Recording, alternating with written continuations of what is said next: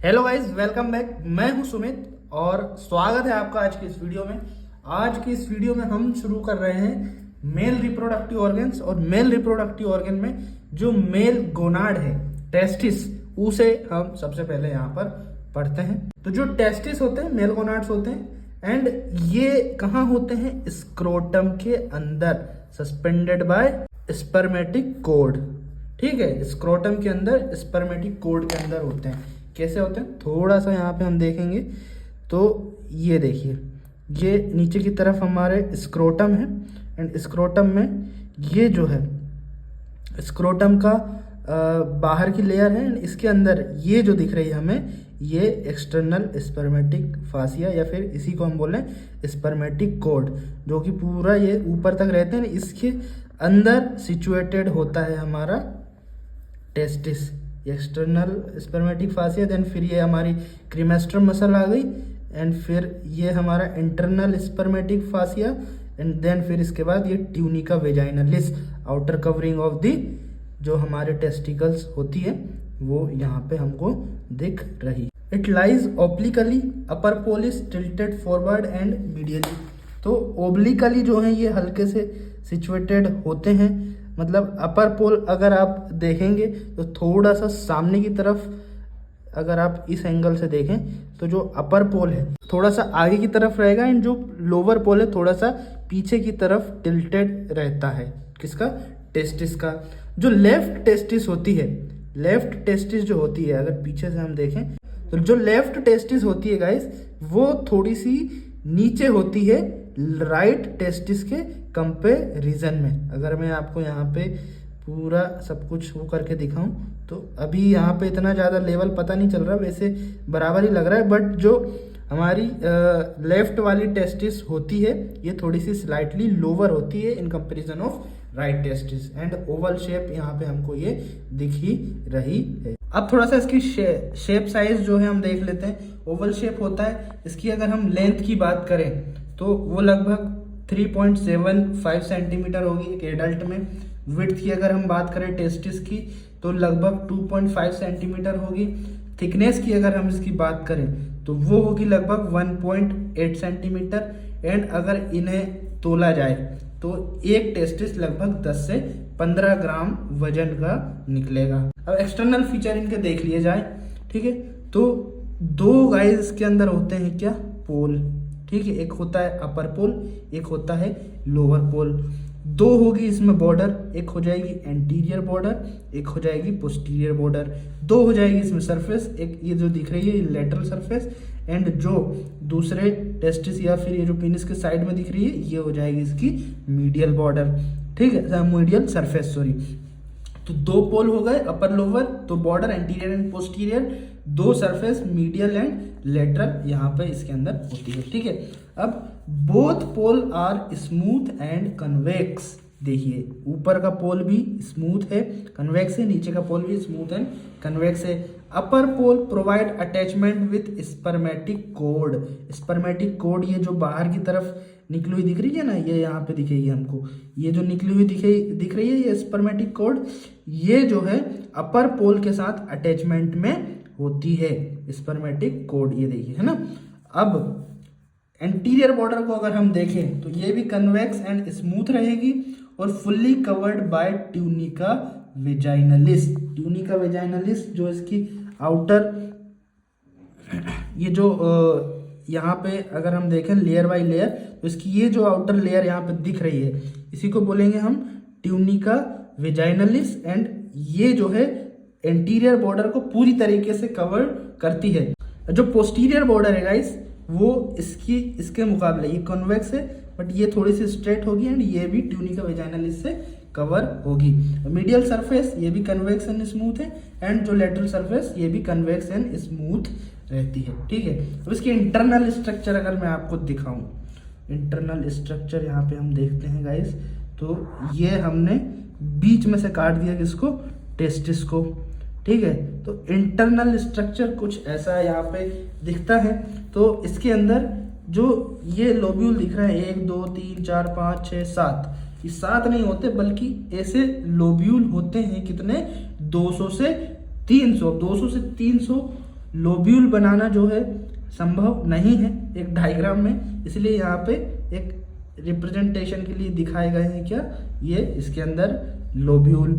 ठीक है, लोब्यूल के अंदर 2 से 3 होती हैं, एक लोब्यूल के अंदर सेमिनिफेरस ट्यूब्यूल, एक लोब्यूल के अंदर 2 से, टोटल इसमें 200 से 300 लोब्यूल है, एक लोब्यूल के अंदर 200 से 300 सेमिनिफेरस ट्यूब्यूल है यहाँ पे।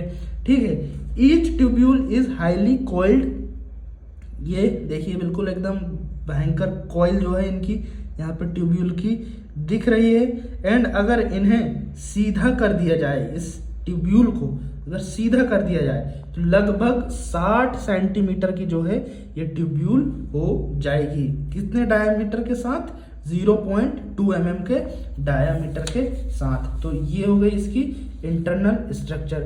फिर ये जो सेमिनिफेरस ट्यूब्यूल हैं ये आपस में मिलके यहाँ पे जो इसका मीडियास्टाइनम ऑफ टेस्टिस वाला है जो पार्ट होता है यहाँ पे बनाती हैं क्या, रेटेटेस्टिस। ये जो गुच्छा सा दिख रहा है ना ये वाला, इसे हम बोलते हैं रेटेटेस्टिस। फिर रेटेटेस्टिस ऊपर की तरफ कंटिन्यू होती है और बनाती है वास इफरेंशिया या फिर इफरेंट डक्ट्यूल्स ऑफ टेस्टिस भी इनको बोल सकते हैं। वास इफरेंशिया भी जो है इन्हीं डक्ट को बोलते हैं। देन फिर ये जो डक्ट आपको दिख रही है ये बनाती है क्या, एपिडिडाइमस। एपिडिडाइमस यहाँ पे ये दिख रही है।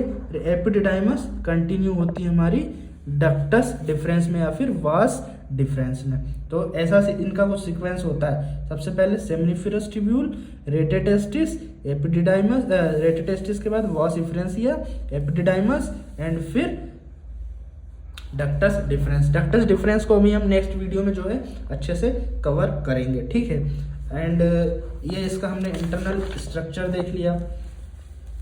Tubules are lined by cell which are responsible for the formation of spermatozoa. तो ये जो ट्यूब्यूल्स हैं इनके बीच में ये जो गैप दिख रहा है यहाँ पे स्पर्मेटोजोआ का सीक्रेशन करने वाली जो सेल्स हैं वो होती हैं। Seminiferous tubule joint together form rete testis, ये मैंने आपको बता दिया। फिर एपिडिडाइमस, देन फिर डक्टस डिफरेंस। ठीक है, यहाँ पे हमने सारी चीजें देख ली। अब इसकी कवरिंग देखेंगे गाइस, इसकी कवरिंग देखेंगे आउटर टू इनर। तो गाइस बाहर की तरफ से सबसे पहले तो स्क्रोटम आएगा, फिर स्क्रोटम के अंदर स्पर्मेटिक फासिया बाहर वाला, देन फिर क्रीमेस्टर मसल्स, देन फिर अंदर वाला इंटरनल स्पर्मेटिक फासिया, देन फिर ये आती है हमारी क्या, ट्यूनिका वेजाइनलिस। फिर इसे यदि हटाएंगे तो ये हमारा टेस्टिस दिखने लगेगा। फिर ये आ जाएगी tunica albuginea, and tunica albuginea के अंदर वाली एक और कवरिंग जो होती है उसको हम बोलते हैं ट्यूनिका वेस्कुलोसा। ठीक है, तो इस सीक्वेंस में आप इसकी जो है याद रख सकते हैं इसकी कवरिंग को, आउटर टू इनर। सबसे पहले आ जाएगी हमारा स्क्रोटम, फिर स्क्रोटम के बाद आता है हमारा spermatic, external spermatic fascia, then फिर हमारा आता है क्या, क्रीमेस्टर मसल्स, देन फिर आती है इंटरनल स्पर्मेटिक फासिया, देन फिर tunica vaginalis, tunica albuginea and tunica vasculosa. ठीक है, तो ये आपको मैंने इसकी जो कवरिंग जो है यहाँ पे बता दी। अब इसका हम blood supply and Venus drainage देखेंगे। किसका, टेस्टिस का। तो ब्लड सप्लाई जैसे ओवरीज को गोनाडल आर्टरी कर रही थी वैसे ही ये भी मेल गोनाड्स हैं, तो इनको भी एब्डोमिनल अरोटा की जो ब्रांच गोनाडल आर्टरी आती है वही ब्लड सप्लाई करेगी। ठीक है, इनका वीनस ब्लड कहाँ ड्रेन होगा वो अगर हम देखें तो venous blood of the right testis is drain into IVC directly. ठीक है, यहाँ से जो भी वेंस जाएंगी सीधे आईवीसी में मिल जाएंगी। बट जो लेफ्ट वाली टेस्टिस है इसका पहले लेफ्ट रीनल वेन में जाएगा ब्लड, देन फिर वो आईवीसी में जाएगा। सेम ओवरी के जैसा जो है इसका सिस्टम है। ओवरी का भी जो लेफ्ट साइड का जो वीनस ब्लड था पहले राइट लेफ्ट रीनल वेन में जा रहा था, देन फिर आईवीसी में जा रहा था। सेम इसका भी वही वीनस ड्रेनेज होगा। लिम्फ ड्रेनेज की अगर हम बात करें तो इसका लिम्फ जो है प्री एरोटिक एंड पेरा एरोटिक जो लिम्फ नोड है at the level of L2 वहां पे ड्रेन होगा। एंड नर्व सप्लाई में इसकी सिंपैथेटिक सप्लाई आती है कौन से सेगमेंट से, T10 of the spinal cord से, और यही जो है एफरेंट फाइबर्स होते हैं और यही इसी सेगमेंट से इफरेंट फाइबर्स भी जो है जो जाते हैं, जो कि सेंसेशन वगैरह को कंट्रोल करते हैं। कौन, इफरेंट फाइबर, और वेसोमोटर एज ए वेसोमोटर भी जो है ये वर्क करते हैं। ठीक है, अब कुछ क्लिनिकल एनाटॉमी यहाँ पे हम देख लेते हैं, किसकी, टेस्टिस की। तो एक वर्ड आता है मोनोर्किज्म, एनोर्किज्म एंड क्रिप्टोर्किज्म। तो मेनोर्किज्म का क्या होता है, unilateral absence of the testis. एक साइड का टेस्टिस यदि एब्सेंट है, एक साइड का टेस्टिस यदि एब्सेंट है तो उसे बोलेंगे मोनोर्किज्म, और दोनों साइड का टेस्टिस अगर एब्सेंट है तो उसे बोलेंगे एनोर्किज्म। फिर क्रिप्टोर्किज्म क्या होता है, this is the undescended testis called as cryptorchism. Testis जो है पहले एब्डोमिनल कैविटी में रहते हैं, देन धीरे धीरे जो है नीचे की तरफ स्क्रोटम में शिफ्ट होते हैं। बट अगर वो एब्डोमेन कैविटी में ही रह जाएं, ठीक है, नीचे स्क्रोटम में शिफ्ट ना हो, तो उस सिचुएशन को हम बोलते हैं क्या, क्रिप्टोर्किज्म। एंड यस, ये जो क्रिप्टोर्किज्म वाले टेस्टिस होते हैं ये फंक्शनल नहीं होते हैं, क्योंकि स्पर्म फॉर्मेशन के लिए जो टेम्परेचर चाहिए रहता है वो स्क्रोटम ही जो है टेस्टिस को प्रोवाइड करता है। ठीक है, तो यहाँ पे हमारा जो टेस्टिस की एनाटॉमी है समाप्त होती है। एंड आई होप आपको सारी चीज़ें जो है यहाँ पे समझ में आ गई होंगी। वीडियो यदि पसंद आया तो इस वीडियो को लाइक और अपने फ्रेंड्स के साथ शेयर जरूर करिएगा। वीडियो देखने के लिए आप सभी लोगों का बहुत बहुत धन्यवाद। Thank you so much, bye bye.